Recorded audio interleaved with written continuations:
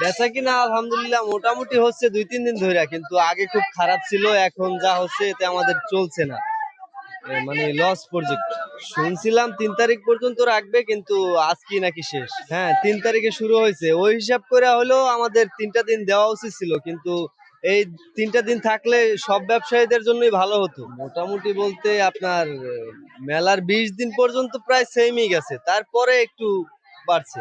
আজকে শেষ দিন, কালকের থেকে মোটামুটি মানে কালকে যেমন গেছে তার থেকে একটু কম। তবে আশা করা যায় মানুষ আসতেছে, হবে বেচা কিনা মানুষ আসে বেশি, ঘাটে কিনে কম, মানে বেচা কিনা কম। অফার দিয়েছে, হ্যাঁ, 150 টাকা কইরা যেগুলো বেচতাম ওইগুলাও 130, 120 টাকা, আর 120, 130 এর গুলাও 120 টাকা। এখানে আপনার 200 টাকার মাল আছে 120-এ লাগানো, আবার 120 যেটা ওইটা 120, মানে গড়ে লাগাইছি 120 করে।